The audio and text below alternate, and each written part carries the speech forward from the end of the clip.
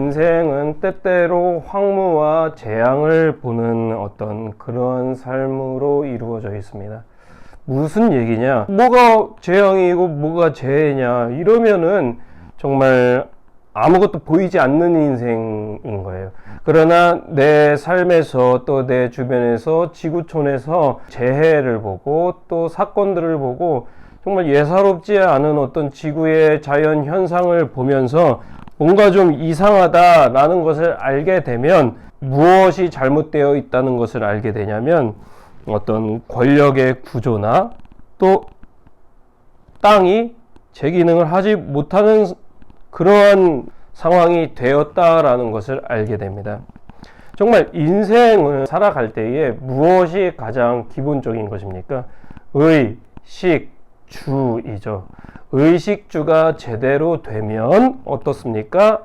인생이 살아갈 만하다. 먹을 만한 것도 있고 입을 만한 것도 있고 거주할 만한 곳도 있으면 괜찮다라고 이렇게 여겨질 거예요. 그러나 의식주 중에 한 가지만 부족해도 인생은 굉장히 힘들어집니다. 먹을 것이 있는데 옷이 없고 집이 없다. 그럼 먹다가 끝나는 거예요.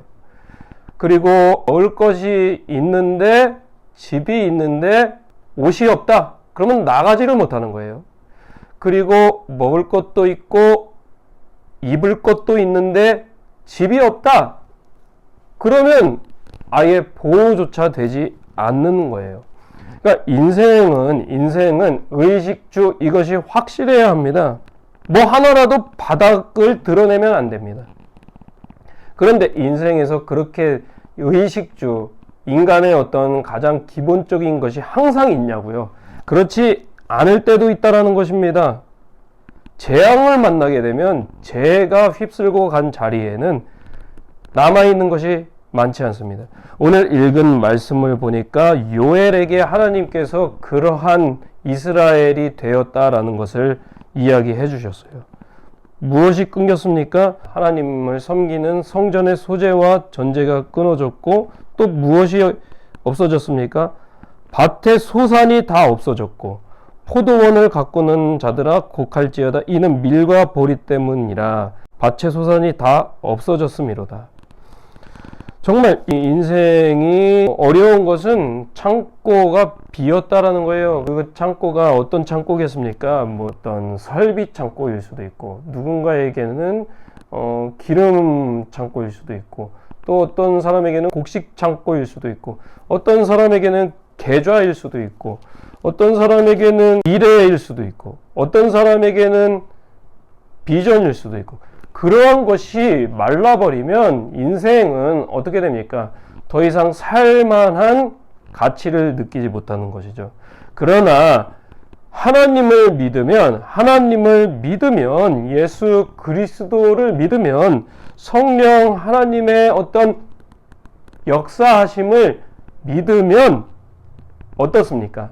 살 소망이 생기는 거예요. 수많은 사람들은 그것을 알지 못하기 때문에 자신의 어떤 바운더리, 그것을 넓히면 될 줄 안다고 생각을 하고 내가 비어있으면, 내가 어떤 것이 원하는 것이 비어있으면 채우는 삶을 살면 되지 않겠냐, 그런 노력을 하잖아요. 그런데 그 채워지는 것들이 곡식과 어떤 밀과 어떤 기름과 이러한 것들이 어디에서 발생하냐고요? 어디에서? 땅에서 발생합니다. 땅에서 발생하는데 그 땅이 황무해졌다. 그러면 어떻게든 그 땅을 고르게 하고 또 어떻게든 땅에 과거에 발생했던 그런 어떤 곡물들이나 기름이나 어떤 원유나 어떤 그런 것들이 또 나오겠지 하고선 파면은 그게 다시 생깁니까? 그런 게 아니라는 거예요. 오늘 말씀에서는 하나님을 향한 마음이 사라져 버렸기 때문에, 하나님을 향한 마음이 없어졌기 때문에 하나님께서도 너희들이 의지했던 그것을 내가 없애버리겠다. 그러나 마음을 찢고 돌아오면 하나님께서는 재앙을 내리신다고요? 안 내리신다고요? 재앙을 내리지 않으신다는 겁니다. 재앙이 없게 되니까 이제 무엇이 있어요? 하나님의 마음이 있다는 것을 알게 됩니다. 하나님께서 주신 복이 있다는 것을 알게 됩니다.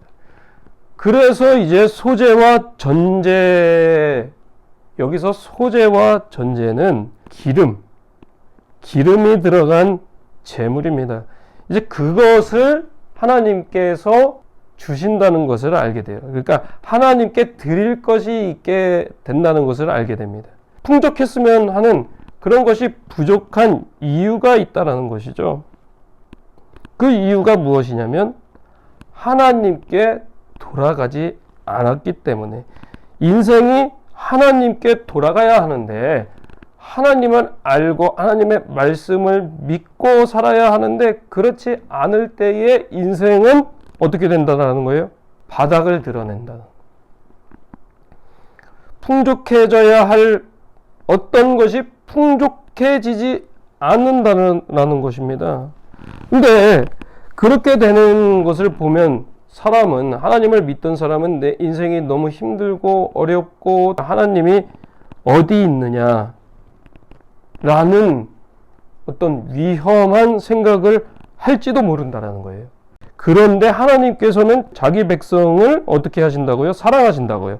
요엘 2장 18절 말씀을 읽어보니까, 그때에 여호와께서 자기의 땅을 극진히 사랑하시어 그의 백성을 불쌍히 여기실 것이라. 19절에 여호와께서 그들에게 응답하여 이르시기를, 내가 너희에게 곡식과 새 포도주와 기름을 주리니 너희가 이로 말미암아 흡족하리라.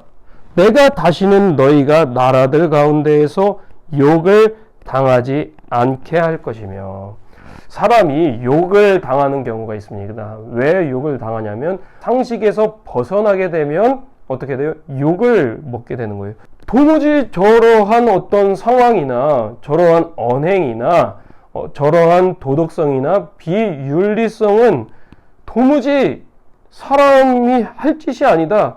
그런데 했습니다. 그러면 그 사람은 욕을 당합니다. 수치를 당합니다. 그런데 그 욕과 수치도 수치로 여기지 않는 것이 종교인들의 문제 아니겠어요? 수많은 사람들이 저 사람은 저 짓을 왜 했나? 저 어떤 비윤리적이고 비도덕적인 행위의 원인이 무엇이었나? 욕을 하고 또 고개를 들고 다니면 안 된다라고 이렇게 말하는데도 너무 뻔뻔하게 고개를 들고 다닙니다. 그러면 저 사람이 지금 뭔가 어떤 백을 믿고 있구나. 근데 그것이 하나님을 믿고 있는 것이 아니라 자신이 가진 어떤 권력이나 재정, 이러한 것들이었단 말입니다. 그러면 그 사람을 하나님께서 불쌍히 여겨주시겠냐고요? 아니라는 겁니다. 그러니까 인생에서 때때로 우리의 삶이 어려워지고 불쌍해지는데 그 이유가 무엇이라고요? 하나님을 경외하지 않았기 때문에, 마음을 하나님께로 향하지 않았기 때문에. 근데 마음을 하나님께로 향하면 하나님께서는 그의 백성을 불쌍히 여기실 것이라. 그렇기 때문에 인생의 때때로 바닥을 봅니다. 내 바닥을 봐도 뭔가 달라지지 않습니다. 그러나 하나님께서 불쌍히 여기셔서 복을 내리시면 그 바닥에서도, 그 땅에서도, 어떠한 땅에서도 살아갈 만한 근거가 발생된다라는 것이죠. 요엘은 그것을 말한 것입니다. 메뚜기가 많았다. 근데 메뚜기 전에는 무엇이 있었다? 팥중이가 있었고, 팥중이가, 메뚜기가, 또 느치가, 황충이 들어서 어떤 황폐해진 그 땅이, 곡식들이, 곡물들이 이제는 그러한 상황에서 벗어나서 어떻게 된다는 거예요? 하나님이 주시는 흡족함이 있을 것이다. 욕을 당하지 않을 것이다. 그러니까 하나님을 향한 믿음이 있었는데 어떤 야망이나 욕망이나 어떤 인간적인 보이는 것들에 대한 그런 것들이 너무 커지면 하나님을 향한 마음이 점점 줄어들어요. 그러나 하나님을 향한 마음이 커지면 내 인생 조금 부족해도 괜찮다. 왜냐하면 하나님께서 또 복을 내리실 것이기 때문에 조급하지가 않은 거예요. 인생이 왜 조급하고 바쁘고 너무 힘든 삶을 살아갑니까? 어떤 큰 것을 이루려고 그러는 것 아닙니까? 그런데 큰 것보다 더 중요한 것은 오늘 읽은 말씀처럼 하나님의 마음, 인내, 오래 참음과 같은 거예요. 내 인생에서 하나님께서 재앙을 만나지 않게 해주셨다. 그리고 마음을 돌이켜 주셔서 하나님께 드릴 만한 것이 있게 하셨다. 그것을 기억하는 사람은 늘 마음을 어떻게 할까요? 하나님께로 향하는 겁니다. 말씀을 주신 하나님을 믿는 것입니다. 그렇기 때문에 인생에 어려운 일이 있다. 통장 잔고가 비었다. 내 옆 자리에 사람이 비었다. 또 무엇이 비었다?